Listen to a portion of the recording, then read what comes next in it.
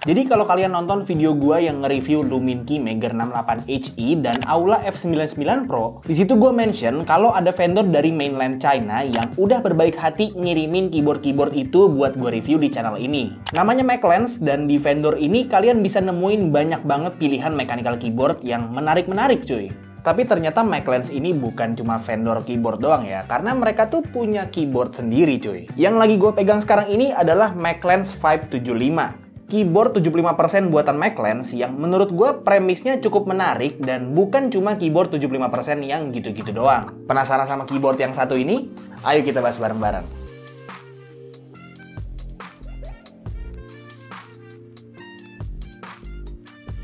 Halo semuanya, ketemu lagi sama gue Tommy, dan di video ini gue lagi mau ngebahas keyboard dari Maclens yang namanya Maclens 575. Secara overview, 575 ini adalah mechanical keyboard 75% yang udah triple mode connection, gasket mount, dan punya layar yang modular dan bisa diganti jadi knob cuy. Yes, fitur yang sempat kita temuin juga di I Love B B87 yang udah gue bilang juga, fitur yang mantep banget buat kita para user yang bikin keyboard-keyboard yang punya fitur ini bisa cater ke orang yang suka knob dan yang nggak suka knob sekaligus. Di paket pembeliannya kalian bakal dapat si unit keyboardnya, dapat 2-in-1 switch and keycap puller, dapat kabel Type-C, dapat modular knobnya, dan dapat user manual. Secara desain gue cukup suka sama si 575 ini. Layout 75%-nya bukan exploded dan jadinya pakai spacer-spacer yang diposisiin di sekitar arrow keys-nya. Dan udah berkali-kali gue bilang juga kalau gue jauh lebih suka layout 75% yang pakai spacer gini ketimbang yang exploded. Lebih estetik aja gitu. Maclens 575 ini sebenarnya keyboard plastik, tapi dia ada semacam aluminium frame gitu yang sekaligus ngasih aksen ke casing keyboardnya. Dan jujur, ini bikin desain keyboardnya jadi keren dan nggak polosan aja gitu. Dan desain kerennya Maclens 575 ini dibantu banget sama detail-detail unik, kayak misalnya ada semacam grill gitu ya di aluminium frame bagian samping keyboardnya. Dan switch antar koneksi sama switch mode Windows Mac OS-nya yang dibentuk sedemikian rupa. Bener-bener dibikin beda dari keyboard yang lain sih. Nah, seperti yang udah gue bilang juga, 575 ini ada layarnya yang bisa nunjukin status keyboardnya sama waktu dan tanggal, bisa ngasih lihat GIF juga,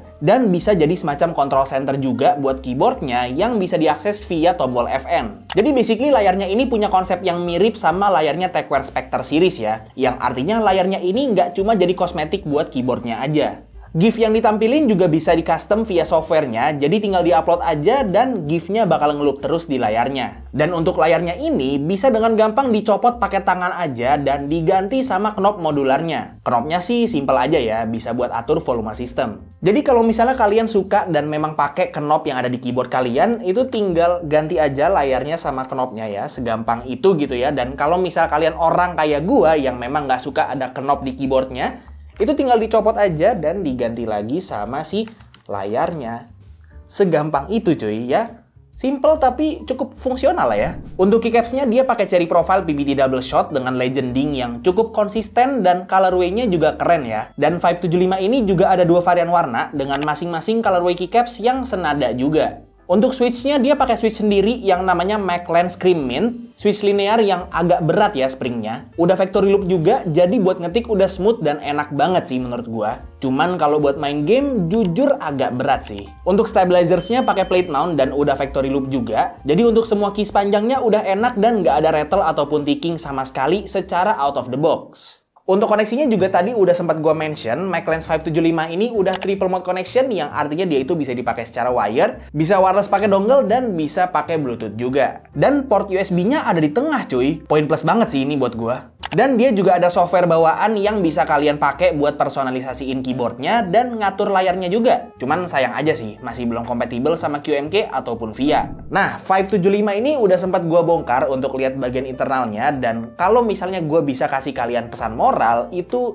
gak usah lah coba-coba bongkar keyboard ini. Sebenarnya premis bongkarnya simple ya. Frame aluminiumnya dicopot dulu via baut-bautnya, terus misahin top case sama bottom case-nya itu pakai pry tool karena dia masih pakai sistem clip. Tapi jujur untuk ngebongkar keyboard ini tuh susah banget, dan aftermath dari gue coba bongkar keyboard ini, itu casingnya baret dan ada beberapa klip yang patah gitu. Jadi ya, gue saranin nggak usah dibongkar lah keyboardnya. Kalau udah dibongkar, bisa dilihat di sini kalau ada JST cable ke daughterboardnya yang harus dicopot dulu, baru bisa pisahin bagian internalnya. Dan bening medianya lengkap banget dan ini pack banget ya. Sampai typing feel-nya tuh jujur jadi agak keras walaupun ini keyboard gasket mount. Dan sound profile-nya juga jadi deep banget. Di bagian bawah case dampenernya juga ada baterai buat koneksi wireless-nya yang punya kapasitas 4000 mAh. Untuk PCB-nya dia hot swap, south facing, RGB, dan ada flex cut-nya. Dan untuk plate-nya pakai polikarbonat yang ada flex cut-nya juga. Dan untuk mounting sistemnya dia gasket mount pakai silicone socks gitu.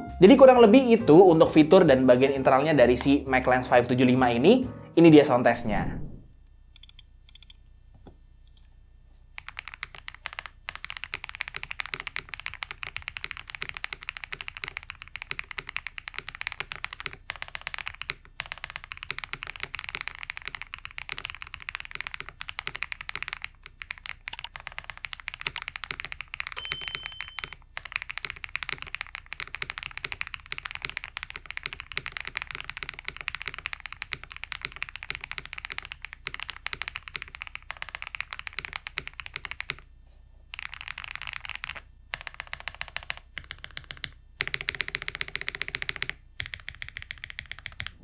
Oke, jadi McLens 575 ini cukup menarik ya, karena di tengah banyaknya keyboard 75% yang pengen sound profile-nya tuh mirip atau bahkan sama kayak Aula F75, si 575 ini malah dateng dengan sound profile yang deep creamy talk gitu ya, suara deep yang kita tuh udah jarang banget denger di keyboard-keyboard plastik zaman sekarang. Jadinya ya nggak terlalu ngebosenin gitu kan suaranya. Untuk harganya, McLens 575 ini ada di 79,99 US dollar, atau kalau misalnya kita convert langsung ke rupiah dengan kurs sekarang, itu sekitar 1,3 jutaan belum termasuk pajak sama shipping. Kalian bisa beli keyboard ini di websitenya McLens, linknya udah gua taruh di deskripsi. Overall, menurut gua 575 ini keyboard yang bagus ya. Dengan price tag yang beda 10 dolar sama Aula F75, 575 ini jadi kompetitor yang menarik untuk dilirik sih. Fitur layar dan knob modularnya juga gue suka banget, desainnya keren dan nggak ngebosenin, dan sound profile-nya juga enak ya buat sebuah keyboard plastik. Cuman sekali lagi, sayang banget keyboard yang satu ini belum kompatibel sama QMK ataupun VIA. Ya, lumayan jadi bahan pertimbangan lah ya.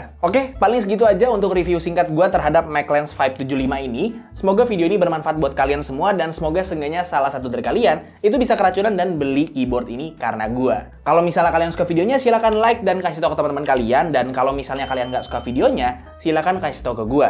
Jangan lupa untuk subscribe supaya kalian nggak kelewatan video gue yang selanjutnya. Dan jangan lupa juga untuk follow semua sosial media gue yang udah gue taruh di deskripsi di bawah. Itu aja untuk videonya. Sekali lagi, thank you banget yang udah nonton dari awal sampai akhir. It's been by Tommy, and as always, peace out.